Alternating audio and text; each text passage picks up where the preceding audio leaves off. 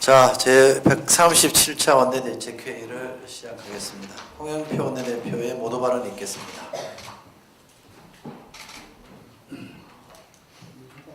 오늘 천안함 90이 되는 날입니다.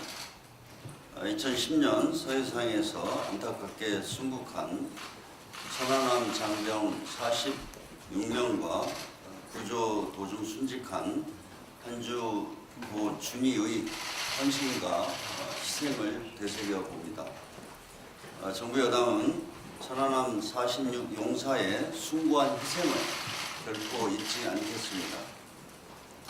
어떤 도발도 단호하게 응징할 수 있는 강한 국방을 더 갖춰 나가도록 하겠습니다. 무엇보다 천안함 46 용사의 희생에 보답하는 길은 한반도 평화를 정착시키는 일입니다. 그것이 앞으로 단 한 명의 희생도 없이 평화를 지키는 유일한 길입니다. 최고의 안보는 평화라는 사실을 우리는 지난 1년간 절실하게 느꼈습니다. 다시는 한반도가 전쟁의 공포가 엄습하던 시대로 돌아가서는 안 됩니다. 다행히 잠시 소강 상태를 보였던 북미 대화의 불씨가 다시 살아나고 있습니다. 트럼프 대통령이 대북 추가 제재를 취소하기로 결정하자 북한이 3일 만에 남북 공동 연락사무소에 복귀했습니다. 이제 우리가 더욱 적극적으로 북미 대화의 촉진자로 나서야 합니다. 이산 가족, 화상상봉 등 평양 공동선언 합의 사항을 차근차근 이행하고 이와 동시에 북미 대화 재개를 위한 모든 외교적 노력을 아끼지 않아야 합니다. 3월 국회가 이제 일주일밖에 남지 않았습니다. 지금 국회 앞에 긴급한 민생 입법이 쌓여 있습니다. 하나같이 국민과 민생 경제를 위해 필요한 법안들입니다. 대표적 법안이 임세원법입니다. 지난해 진료 도중 안타깝게 숨진 임세원 강북 삼성병원 교수와 같은 일이 재발하지 않도록 위해 꼭 필요한 법입니다. 또한 체육계 성폭력을 근절하고 가해자에 대해서는 지도자 자격을 영구 박탈하는 내용의 국민체육진흥법도 이번에 반드시 처리해야 합니다. 노동 현황과 관련된 입법도 시급히 매듭지어야 합니다. 달력 근로기간 확대는 주 52시간, 근무제 계도 기간이 끝나는 3월 말까지 반드시 처리해야 기업 현장의 혼란을 최소화할 수 있습니다. 최저임금 결정 체계 개편도 3월 국회에서 마무리해야 합니다. 그래야 내년도 최저임금 심의 절차를 차질 없이 진행할 수 있습니다. 경제 활성화를 위한 법안도 3월 국회에서 처리해야 할 것들입니다. 바로 신용정보법, 개인정보보호법, 정보통신망법 등 데이터 3법입니다. 데이터 3법은 4차 산업혁명 시대의 핵심 기술인 빅데이터 산업 활성화를 위해 꼭 필요한 법인데 이번 국회에서 반드시 통과해서 혁신 성장의 속도를 높이도록 해야겠습니다. 이러한 민생과 경제 활성화를 위한 법안들은 정쟁과는 무관한 입법입니다. 여야가 싸우고 다투더라도 민생 경제 법안은 처리하는 것이 최소한의 국민에 대한 도리입니다. 어제 검찰과거사위원회가 김학의 사건에 대한 재수사를 권고했습니다. 진실 규명을 바라는 국민의 기대에 부합하는 권고가 나온 점을 환영합니다. 이제 실체적 진실을 파헤치는 일은 검찰의 손에 달려 있습니다. 신속하고 철저한 수사로 권력형 범죄의 전모를 낱낱이 밝히기 바랍니다. 김학의 사건 관련 의혹은 하루가 멀다 하고 쏟아져 나오고 있습니다. 성폭행 혐의에 이어 수천만 원의 뇌물수술 혐의도 나오고 있습니다. 뿐만 아니라 박근혜 정부, 청와대를 포함한 권력의 조직적 은폐 의혹도 제기되고 있습니다. 지난 6년간 김학의 사건을 수사하는 과정에서 누가 경찰 수사에 개입해서 진실을 은폐하고 축소하려고 했는지, 어떤 권력의 힘이 작용했는지 이에 대해 검찰은 명운을 걸고 철저하게 밝혀내야 합니다. 무엇보다 김학의 사건은 왜 공수처법이 필요한지를 다시 한번 일깨워주고 있습니다. 권력자가 천인 공노할 범죄를 저질렀는데도 누군가의 비호로 6년째 진상규명조차 안 되는 상황을 막기 위해서라도 공수처는 반드시 필요합니다. 그래야 권력형 범죄 사건에 대한 국민의 공분을 해소할 수 있습니다. 김학의 사건에 대한 국민적 요구를 감안한다면 공수처 도입에 대해 여야가 정쟁을 벌일 이유도 없습니다. 한국당도 더 이상 진상규명을 바라는 국민의 요구에 귀를 닫지 말기 바랍니다. 김학의 특검을 받을 테니 드루컴 재특검을 하자는 등 정말 물타기를 해도 너무 심한 물타기입니다. 김학의와 그 윗선의 비호 세력이 아닌 국민과 함께 철저한 진상규명을 요구하는 것이 한국당이 제1야당으로서 해야 될 일입니다. 이상입니다.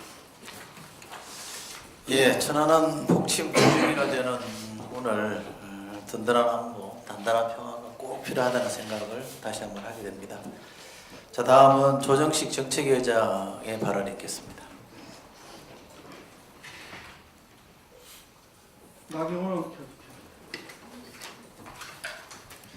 나경원 원내대표가 공수처에 대해 민변 검찰청, 사법, 홍위병 운운하며 도입 반대 의사를 다시 한번 밝혔습니다.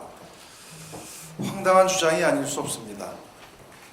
나경원 원내대표의 주장과는 달리 더불어민주당 송기현 의원이 대표 발의한 법안에 따르면 공수처장 임명은 여야의 협의 없이는 불가능합니다. 7명 중 4명을 국회가 추천하여 구성되는 공수처장 추천위에서 후보 2명을 추천하면 여야 협의를 통해 1명으로 압축하고 이를 대통령이 임명하도록 되어 있습니다. 정치적 중립이 충분히 담보될 수 있는 제도적 장치가 이미 마련되어 있는 것입니다. 더욱이 공수처에 기소권을 부여해서는 안 된다는 주장은 공수처를 사실상 허수아비로 만들겠다는 것과 마찬가지 이야기입니다. 특히 특권층의 불법적 행위와 관련된 김학의, 버닝썬, 장자연 사건과 비교해 드루킹 사건 등을 언급하며 마구잡이 특검을 주장한 부분 역시 진상 은폐를 위한 물타기 공세의 꾼입니다. 이것을 국민들께서 과연 용납하시겠습니까? 김학의, 버닝썬, 장자연 사건의 진상 규명은 정의와 양심의 문제입니다. 정치적 흥정의 대상물이 아님을 분명하게 밝히는 바입니다. 마침 어제 검찰과거사위원회에서 김학의 성폭력 축소 은폐 사건 재수사와 박근혜 청와대의 직권남용 혐의에 대한 수사를 권고했습니다. 이를 적극 환영합니다. 검찰은 신속하고 철저한 수사를 통해 사건의 진실과 축소 은폐의 전모를 밝혀내야 합니다. 아울러 진상 규명을 위해 당시 사정당국의 최고 책임자였던 황교안 대표와 곽상도 의원의 책임 있는 자세를 강력히 촉구합니다. 더불어민주당은 포항 지진 피해 복구 및 지원 등을 관장하기 위해 당내에 포항 지열발전소 지진대책특위를 설치했습니다.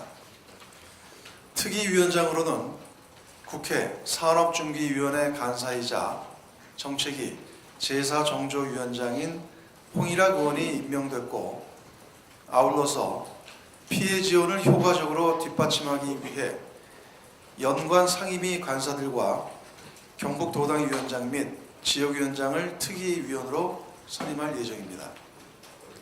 조속한 피해 복구와 피해 복구에 대한 당의 강한 의지가 반영된 것이라 하겠습니다. 더불어민주당은 포항 대책 특위를 중심으로 피해 수습과 지원 대책 마련에 앞장설 것입니다.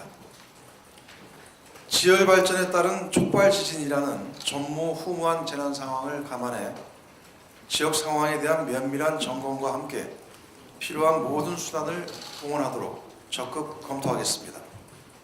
특히 이주민들의 주거 안정 대책 마련에 보다 속도를 낼 것입니다.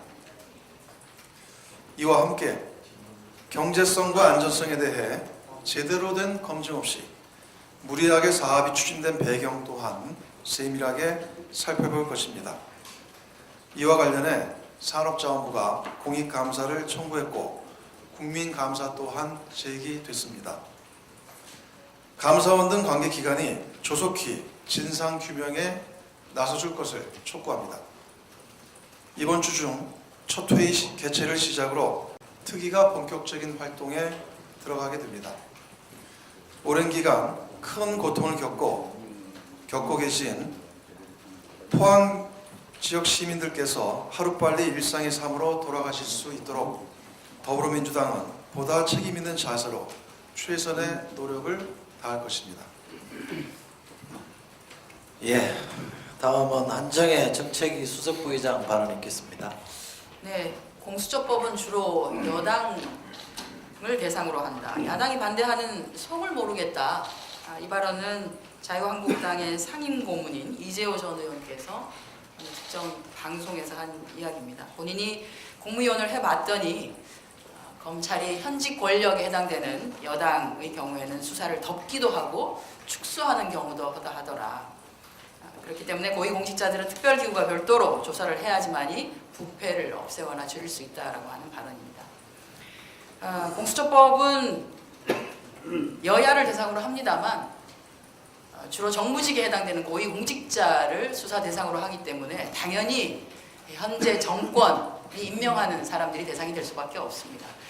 그런데 왜 자유한국당이 이것을 반대하느냐, 그 속을 모르겠다라고 하는 이재호 전 상임 고문의 얘기를 상임 고문의 얘기니까 자유한국당이 좀 귀 기울여서 들어주셨으면 좋겠다는 말씀에 다시 한번 말씀을 드립니다.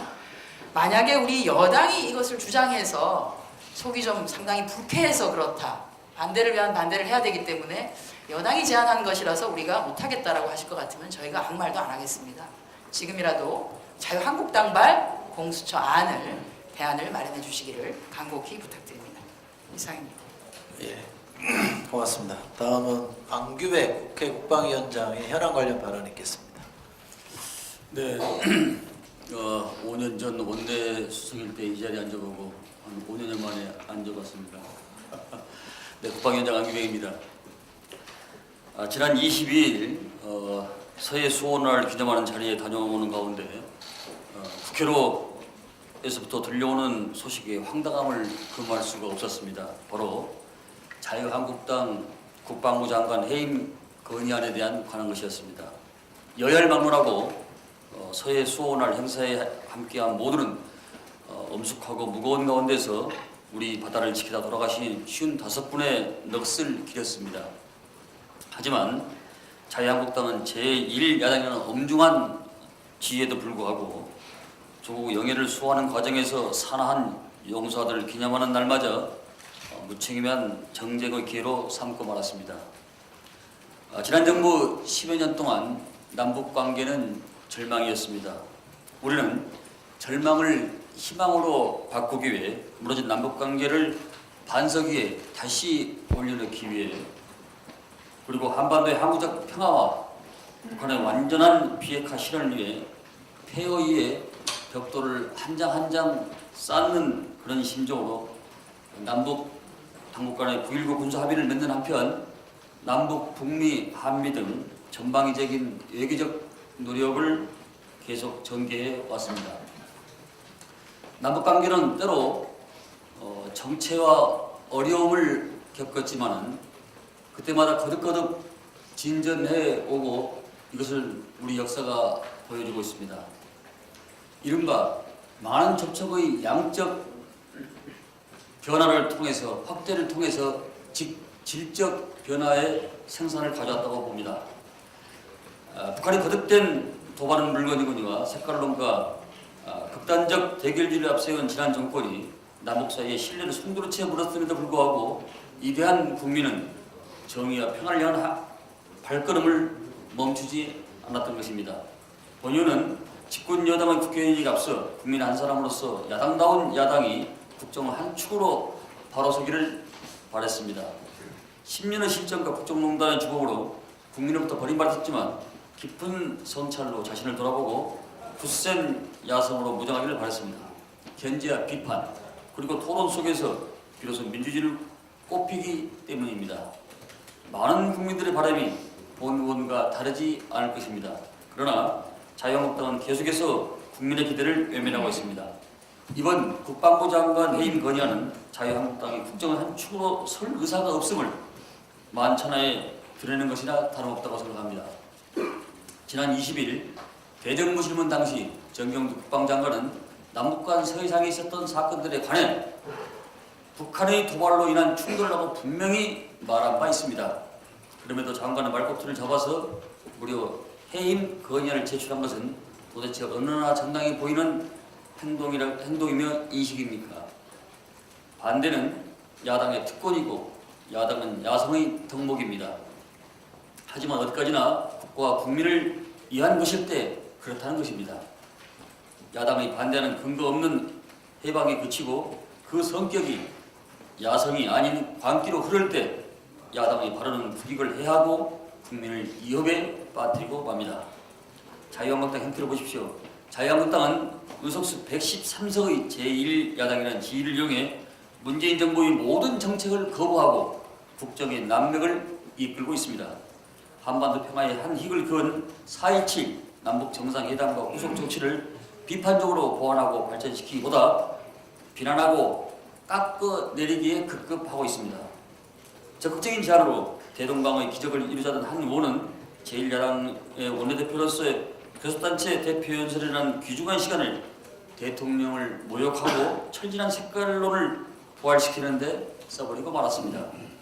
5.18 망언에 대한 징계를 유야무야한 것, 본인이 합의한 선거제 합의문을 희적으로 만든 것, 국회 일정에 대해서 습관적으로 보이콧한 것, 근거 없이 정부와 여당이 호도하는 건 모두가 용납할 수 없는 일이지만 장기적 시각에서 이단 국민과 함께 풀어갈 수 있는 일입니다. 하지만 한반도 평화를 향한 여정은 비난하면서도 국민을 선동하고 역사적인 남북관계 군사 합의를 무당 해제라는 조롱하면서 군의 사기를 저해하며 대한민국 국방을 책임지는 국방부 장관을 이유 없이 흔드는 행태는 너무도 무책임하고 근본 없는 행동이 아닙니까? 자유한국당이 경고합니다. 자유한국당이 진정 제1야당으로서 국가의 안보와 한반도 평화를 원한다면 국방과 안보에 관해서만큼은 건설적인 비판과 진지한 협조가 있어야 할 것입니다. 그 첫걸음은 국방부 장관 해임 건의안을 처리하는 것입니다. 무조건적인 선동과 비난으로 국민을 조롱하고 국가를 위협에 빠뜨리는 것이야말로 한반도 평화를 염원하는 국민의 한 사람으로서 엄중히 경고합니다. 감사합니다. 예, 들어가겠습니다. 다음은 김병욱 의원의 혈안 관련 발언을 있겠습니다. 네, 김병욱입니다. 2019년 주총의 가장 큰 특색은 스튜어드십 코드 도입에 따른 논의와 그 어결권 행사라고 할 수 있겠습니다. 잘 아시다시피 스튜어드는 원래 집사라는 뜻입니다. 스튜어드십 코드는 연기금, 자산운용사 같은 주요 기관 투자가가 주인의 재산을 관리하는 집사처럼 적극적으로 투자자들의 이익을 대변하라는 뜻에서 도입된 제도입니다. 스튜어드십 코드가 도입된 배경에는 미국 엔론사의 회계부정, 2008년 글로벌 금융위기를 겪으면서 국제사회에서 건전한 지배구조의 중요성이 부각되기 시작하면서였고요. 기업을 견제하지 못한 기관 투자가들의 책임에 대해서 주주들이 항의를 하면서부터 시작되었습니다. 우리나라의 국민연금은 지난 1월 16일 수탁자 책임 활동 가이드라인을 발표하면서 기본 5% 이상 또는 보유 비중 1% 이상 투자기업을 대상으로 수탁자 책임 활동을 추진하겠다고 밝혔고요. 그 대상으로 합리적인 배당 정책의 여부, 임원 보수 한도의 적정성 여부, 법령상 위반 우려로 기업 가치의 훼손 또는 주주 권익의 침해가 되었는지의 여부, 지속적 반대 의결권 행사에도 개선이 없는 등의 여부를 제시하였습니다. 즉 모든 기업에 스튜어드십 코드를 적용하는 것이 아니라 아주 제한된 기업에 적용한다는 것입니다. 그럼에도 불구하고 일부에서는 이것을 기업 경영에 과도하게 간섭한다느니 또는 말도 안 되는 연금 사회주의 식으로 폄하하거나 왜곡하고 있는 게 현실입니다. 두 가지만 예를 들겠습니다. 현대자동차가 지난주 금요일 주총을 했습니다. 여러분도 아시다시피 행동주의 사모펀드인 엘리엇이 배당금 사회이사 선임권으로 표의되기에 나섰고 결과적으로 모두 부결됐습니다. 이 과정에서 엘리엇은 현대차에 대해서 당기 순이익의 3배가 넘는 5조 8천억의 배당을 요구하였고 현대차 그룹 전체에 대해서는 약 8조 원의 배당을 요구하였습니다. 누가 보더라도 과도한 요구였고 자동차 산업의 미래를 봤을 때 R&D 투자 등을 막는 단기적인 요구였습니다. 그에 따라서 국민연금과 다른 기관 투자가 또 외국인 투자자들마저 정의선 부회장을 중심으로 한 경영진의 손을 들어줬습니다. 다시 말해서 국민연금이 무조건 경영에 반대하거나 경영에 간섭을 하는 그런 의결권을 행사하지 않았다는 것입니다. 어제는 대한항공의 국민연금 수탁위원회에서 이 대한항공에 관련된 국민연금의 지분을 어떻게 행사할 것인가를 논의했는데 여러분도 아시다시피 4대4로 아직 결론을 내지 못하고 있습니다. 국민연금의 의결권 자문을 하고 있는 한국기업지배구조위원회는 이날 사익 편취를 위해서 대한항공 등 계열사의 기업 가치를 훼손했다는 기소 내용을 고려하면 조양호 후보가 회사의 기업 가치 제고와 주주의 이익을 최우선 목표로 사내 이사로서 충실 업무를 다할 수 있을지 의문이라고 반대를 공고하였습니다. 그리고 이 앞서 세계 최대 의결권 자문기관인 ISS는 또한 반대 공고를 하였고요. 국내 의결권 자문사인 서스틴베스트와 좋은기업 지배연구소 모두 반대를 공고하였습니다. 그럼에도 불구하고 어제 결론을 내지 못했습니다. 다시 말해서 한 기업의 스튜어드십 코드 행사에 있어서 정말로 고민하고 생각하고 기업의 미래, 주주의 가치에 대해서 연구하고 생각하면서 결론을 낸다는 그런 뜻입니다. 다시 말해서 제가 자꾸 말씀드리지만 이것이 기업 경영 가치를 제고하는 차원에서의 접근이지 대주주를 무조건 견제한다든지 경영을 간섭하는 차원에서 만든 제도가 아니고 특히나 연금 사회주의 마치 우리 사회가 정부에 의해서 기업 경영을 좌지우지하는 그런 제도가 아니라는 것을 다시 한번 말씀드리겠습니다. 대한항공에 대해서 오늘 아마 그 결과가 주목되고 있습니다. 그런데 대한항공 정관을 보면은 이사 선임이 보통 주식회사와 달리 특별 결의상으로 되어 있습니다. 보통 이사 선임은 과반수인 2분의 1 이상으로 선임을 하게 되어 있는데 대한항공은 3분의 2로 되어 있습니다. 아마 패밀리를 제외한 다른 이사들의 지임을 막기 위해서 만든 제도인데 이번 건에 대해서는 아마 자승자박의 결과를 자초할 수 있지 않을까 그런 생각을 합니다. 스튜어드십 코드 도입을 계기로 우리나라의 기업 경영도 대주주나 경영진이 아닌 주주의 이익, 국민연금의 경우에는 국민의 이익이겠죠. 국민을 위한 기업 경영 문화가 뿌리 내려야 될 것입니다. 그리고 2019년 주총을 계기로 올 한 해 주주 행동주의의 원년이 되기를 기원합니다. 이상입니다. 예, 김배우 의원의 열정적인 현안 발언을 끝으로 공개회를 마치겠습니다. 지금부터 비공개로 전환하겠습니다. 언론인 여러분.